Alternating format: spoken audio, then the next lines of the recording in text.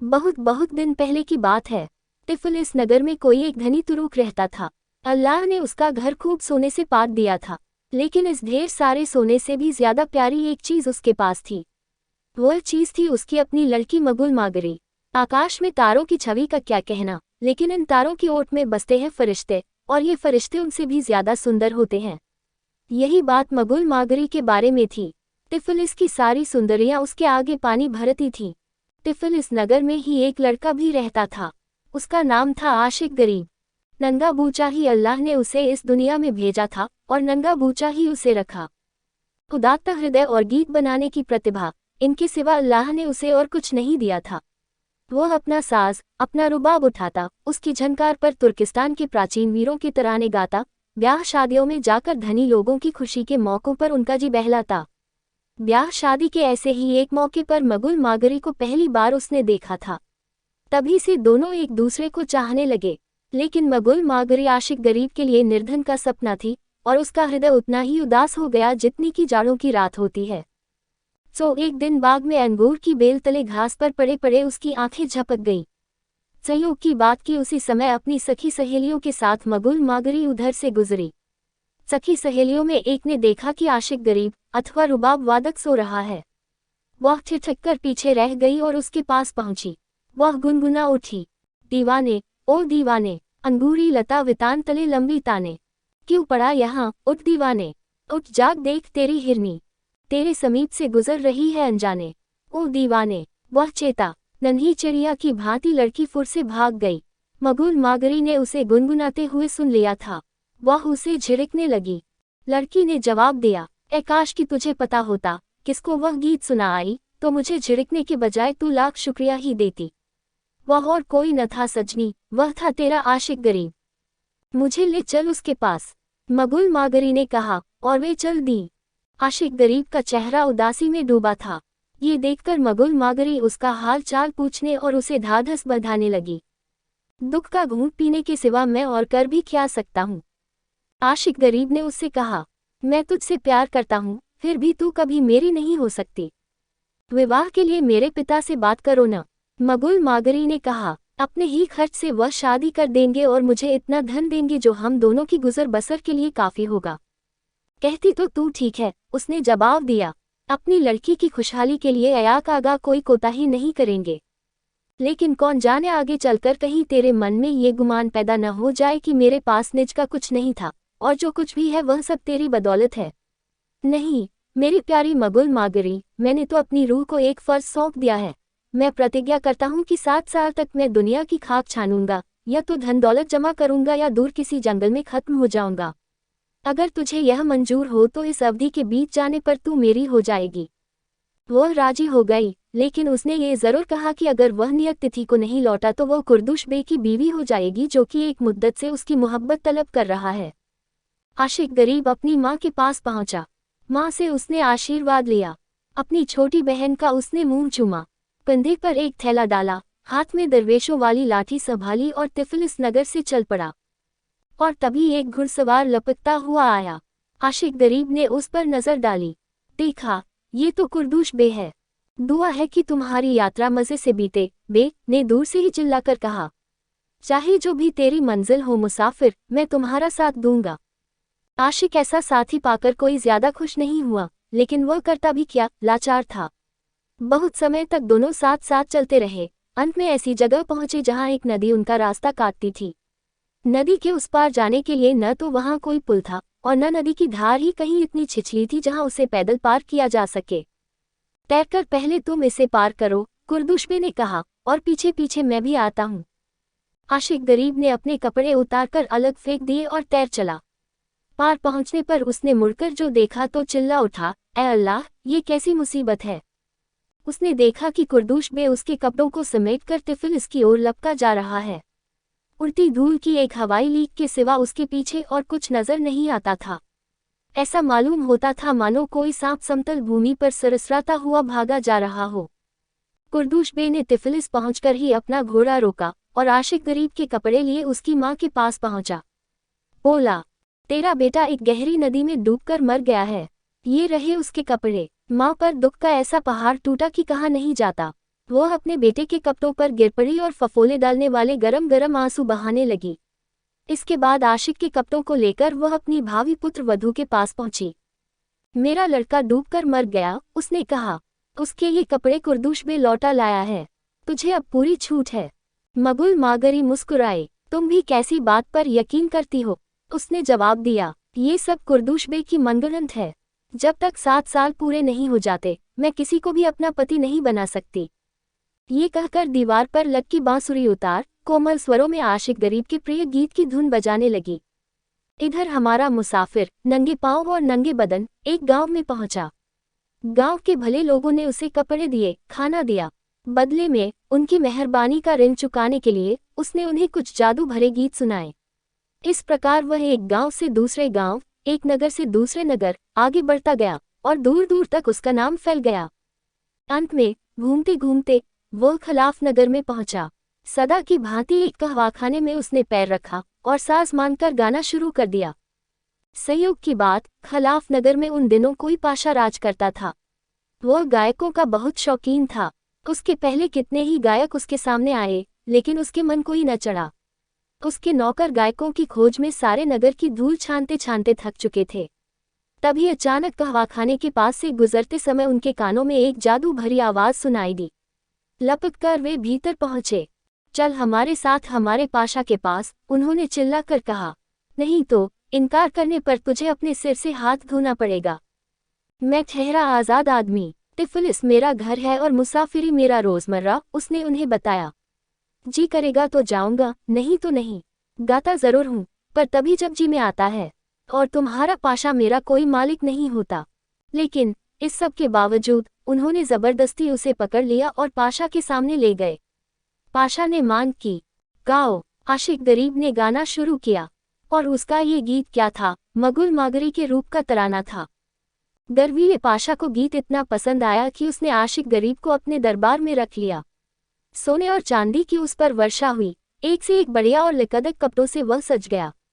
खुशी से भरा और रंगीन जीवन अब वह बिताता, ऐशो इशरत में गोते लगाता।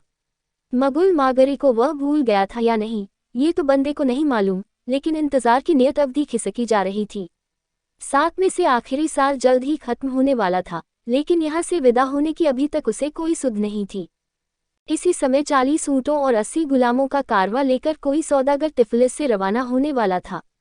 सो मगुल मागरी ने उसे अपने पास बुलाया, उसे सोने का तश्त दिया और कहा, इस तश्त को अपने साथ लेते जाओ।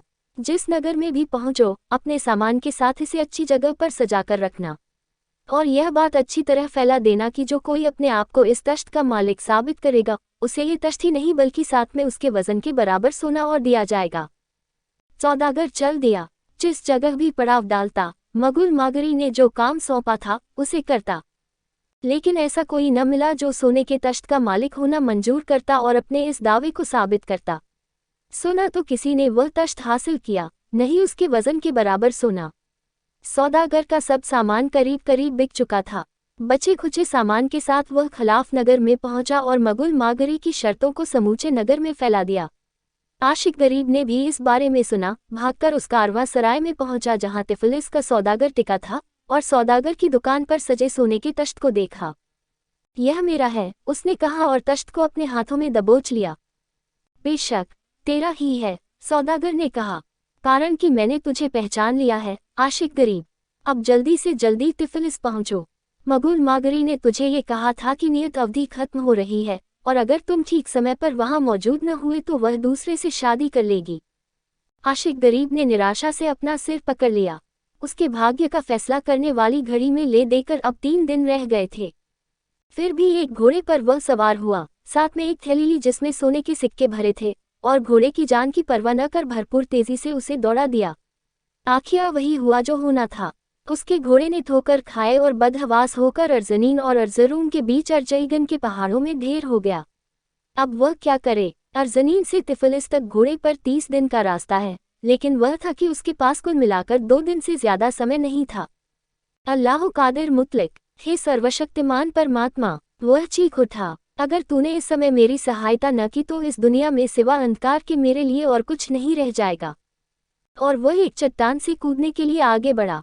तभी अकस्मात उसकी नज़र नीचे सफ़ेद घोड़े पर सवार एक आदमी पर पड़ी और उसने सुना, ए उगलांत युवक, यह क्या करता है तू?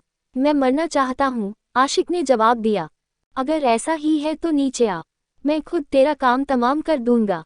आशिक गरीब जैसे तैसे ढलुवान पर से रेंगता हुआ नीचे पहुंचा।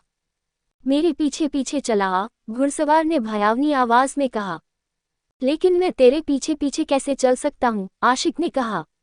तेरा घोड़ा हवा की रफ्तार से चलता है और मैं थैले के बोझ से दबा हूँ। सच कहता है तू? अपना थैला मेरी काठी से लटका दे और खुद पीछे पीछे चला आ। लेकिन आशिक गरीब पूरे कस बल के साथ दौड़ लगाने पर भी पिछड़ा ही रहा। अरे ये क्या, तू पिछड़ क्यों रहा है? घुड़सवार ने पूछा। लेकिन मैं तेरा साथ दे भी कैसे सकता हूँ? तेरे घोड़े की चाल मन के वेग से भी ज्यादा तेज है और मैं थककर चूर चूर हो गया हूँ। सच कहता है तू? ऐसा कर, मेरे पीछे घोड़े पर सवार हो जा और एकदम सच सच बता कि तुझे जाना कहाँ है। ओह, किसी तरह अर्ज़रूम पहुँच जाऊं, यही मेरे लिए बहुत बड़ी बात होगी, आशिक गरीब ने जवाब दिया। अच्छा तो अपनी आंखें बंद कर ले। आशिक गरीब ने अपनी आंखें बंद कर ली। अब आंखें खोल ले, घुड़सवार ने कहा। आशिक गरीब ने आंखें खोली और देखा, सामने अर्ज़रूम की सफ़ेद दीवारें नजर आ रही थी और उसकी मीनारें चमचमा रही थी। मुझसे कसूर हुआ आगा बड़े भाई साहब, आशिक ने कहा। मैंने गलती की, असल में मुझे काश जाना था। निकली न वही बात, घुड़सवार ने कहा। मैंने तुझे पहले ही चेता दिया था कि एकदम सच सच बताना। जो हो, अपनी आंखें बंद कर ले। हाँ, अब खोल ले। आशिक गरीब को खुद अपनी चेतना पर और इस बात पर कि वह अपनी आंखों के सामने काश को ही देख रहा है, यकीन नहीं हुआ। घुटनों के बल गिरकर बोला, कसूर हुआ आगा, तेरे इस आशिक गरीब से तेरा गुनाह हुआ। लेकिन तू तो जानता ही है कि जो आदमी सुबह सवेरे झूठ बोलने का मंसूबा बांधता है, उसे सांझ को भी झूठ बोलना पड़ता है। सच तो यह है कि मुझे तिफिलिस पहुंचना है।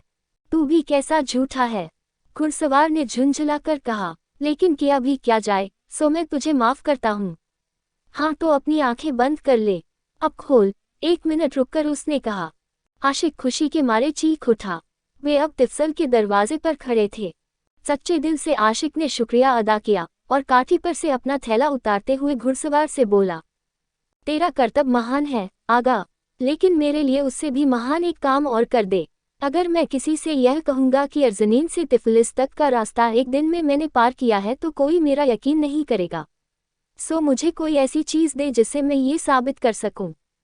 घुड़सवार ने मुस्कुराकर कहा। झुककर मेरे घोड़े के खुरतले की मिट्टी मुट्ठी भर उठा ले और उसे अपने लिबादे तले दामन में छिपा रख।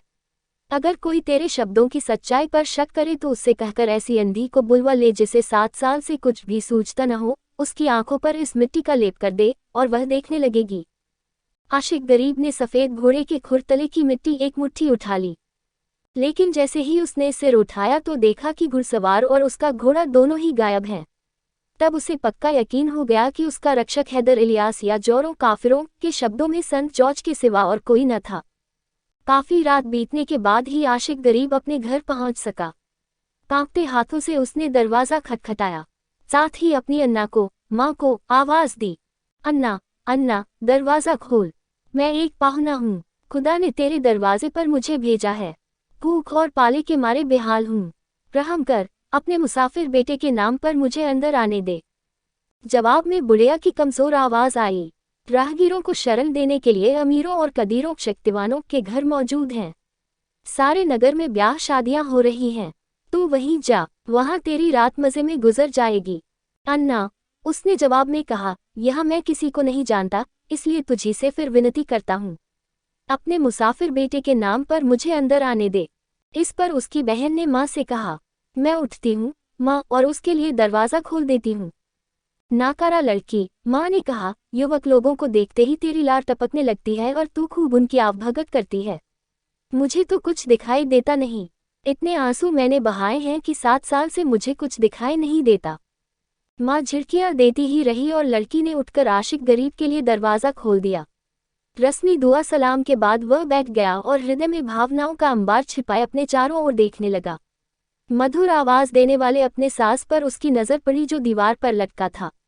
सास के ऊपर धूल की तह पर तह चढ़ी थी। उसने अब अपनी माँ को कुरेदना शुरू किया, वह दीवार पर क्या लटका है? तू भी कैसा मीनमेखी मेहमान है। उसने जवाब दिया, बस इतना ही गनीमत समझ कि तुझे एक आध रोटी मिल जाएगी और अल्लाह का नाम लेकर सुबह ही तुझे यहाँ से विदा कर दिया जाएगा। उसने जवाब में कहा, मैं तुझे पहले ही बता चुका हूँ कि तू मेरी अपनी माँ है और यह मेरी बहन है, और इसीलिए मैं तुझसे ये जानना चाहता हूँ कि दीवार पर वह क्या लटका हुआ है। ये साज है, साज। उसकी बात का यकीन न करके बुढ़िया ने झुंझलाकर जवाब दिया, साज, साज से तेरा क्या मतलब है? गाना गाते समय इसे बजाया जाता है। इस पर आशिक गरीब बुढ़िया के पीछे पड़ गया और कहने लगा कि बहन उसे साज उतार कर दिखा दे। बुढ़िया ने जवाब दिया, भला ये कैसे हो सकता है? ये साज मेरे दुखियारे बेटे का है और लंबे लंबे 7 साल से यही दीवार पर लटका है। किसी भी जीवित आदमी ने इसे अपने हाथ से नहीं छुआ, लेकिन उसकी बहन उठी और दीवार से साज को उतारकर उसे दे दिया। इसके बाद आकाश की ओर उसने अपनी आंखें उठाईं और दुआ के ये शब्द उसके मुंह से निकले, अल्लाह कादिर मुतलक, अगर मेरे भाग्य में अपने मन की इच्छा पूरी करना बदा है तो तू ऐसा कर कि मेरा ये 7 तारों वाला साज ठीक उन्हीं स्वरों में झनकार उठे जिन स्वरों में कि 7 साल पहले आखिरी बार मैंने इसे बजाया था। और उसने तांबे के तारों को छेड़ा। तारों से संवादी स्वरों में झनकार प्रकट हुई और उसने गाना शुरू किया, मैं आशिक गरीब हूँ, गरीब यानी मुसाफिर, और पाँवों में मेरे सनीचर है और निर्बल है मेरे बोल। फिर भी हैदर इलियास ने ऊंची और गहरी चोटी पर से उतरने में मुझे मदद दी। माना कि मैं गरीब हूँ और निर्बल है मेरे बोल, फिर भी मुझे घर से निकले अपने बेटे को पहचानो मेरी माँ। उस पर माँ की आंखों से आंसू फूट पड़े और वह बोली, तुम्हारा नाम क्या है? रशीद, सरल हृदय, उसने जवाब दिया। तू तो अपनी कह चुका, अब मेरी भी सुन रशीद। बुढ़िया ने कहा, अपनी बातों से तूने मेरे हृदय को छलनी छलनी कर दिया है। इसी रात मैंने सपने में देखा, मेरी आंखें अब सपनों में ही देख पाती हैं कि मेरे बाल एकदम सफ़ेद हो गए हैं। आंसुओं ने 7 साल से मुझे अंधी बना दिया है। तेरी आवाज़ उसकी आवाज़ से मिलती है, सो तू ही बता कि मेरा बेटा कब लौटेगा। और आंसू बहाते हुए उसने ये बात एक बार फिर दोहराई। आशिक ने बहुतेरा बताया कि वही उसका बेटा है, लेकिन बेकार। बुढ़िया ने यकीन नहीं किया। कुछ मिनट तक रुकने के बाद उसने विनती की, मेरी अच्छी माँ, कम से कम इतना तो कर कि यह साज मुझे दे दे कि इसे लेकर जरा मैं अपना नसीब आजमा सकूं। पास ही मैंने सुना है एक शादी हो रही है, मेरी बहन मुझे वहां का रास्ता दिखा देगी।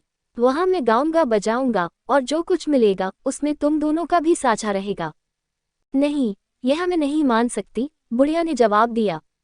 जब से मेरा लड़का गया है ये सास कभी घर से बाहर नहीं हुआ।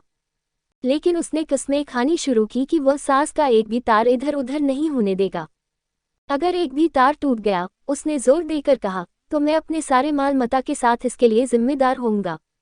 सो बुढ़िया ने उसकी थैली को टटोला और यह जानकर कि वह सिक्कों से भरी है, उसे सास ले जाने की इजाज़त दे दी।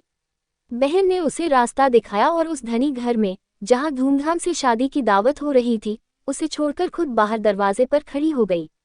वह देखना चाहती थी कि अब आगे क्या होता है। मगुल मागरी इसी घर में रहती थी और ठीक इसी रात वह कुर्दुश बे की पत्नी बनने वाली थी।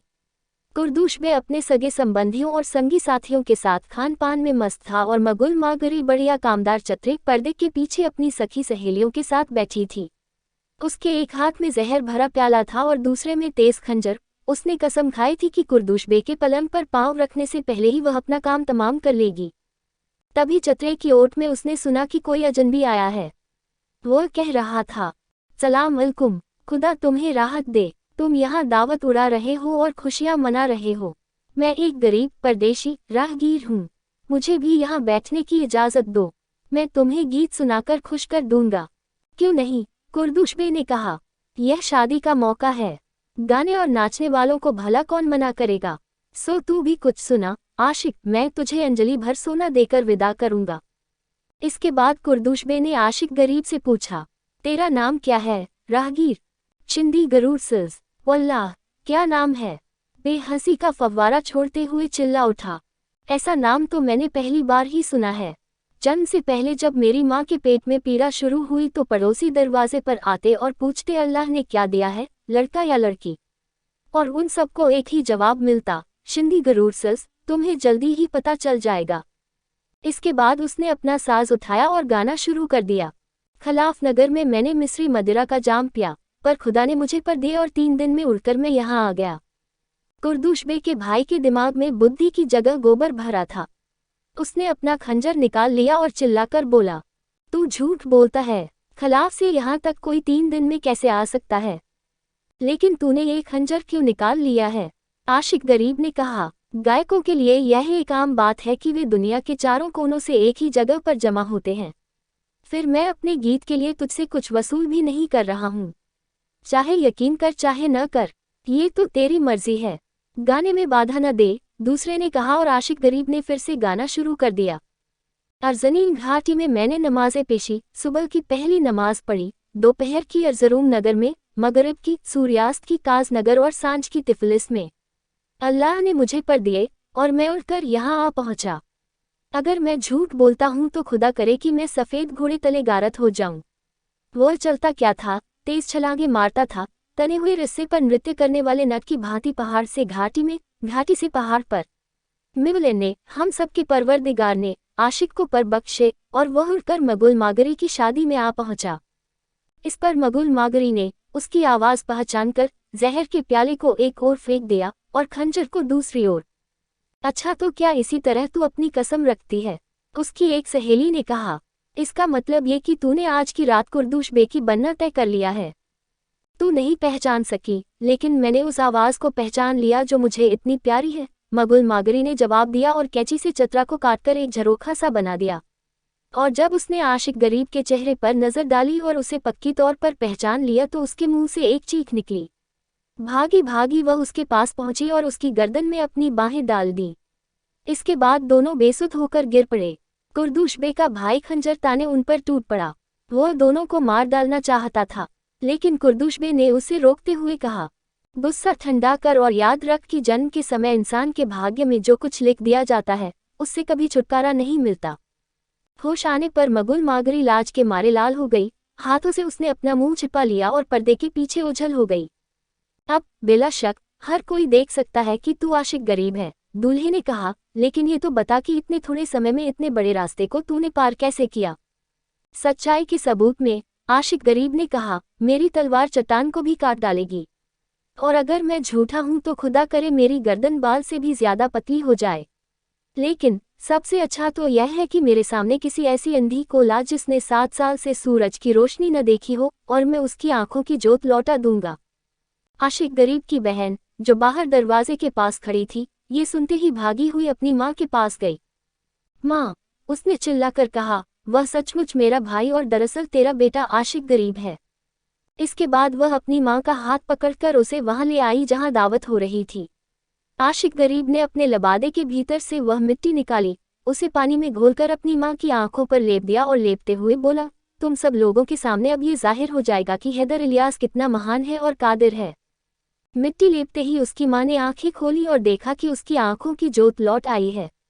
इसके बाद किसी के हृदय में उसके सच्चा होने में संदेह नहीं रहा, और कुर्दुश ने मगुल मागरी को, जिसके सौंदर्य का बखान करना मुश्किल है, अपने दावे से मुक्त कर दिया। इस पर खुशी से छलछलाते आशिक गरीब ने उससे कहा, सुनो कुर्दुश, मैं तेरी भी तसल्ली करूंगा। मेरी बहन उस दुल्हन से किसी तरह भी घटकर नहीं है जिससे कि तेरा ब्याह होने वाला था। मैं अब अमीर हूँ, सो वह भी चांदी सोने से उतनी ही लदी होगी जितनी की मगुल मागरी। सो तू उसे स्वीकार कर और खुदा तुम दोनों को भी उतनी ही खुशी दे जितनी कि मुझे अपनी मगुल मागरी को पाकर हुई है।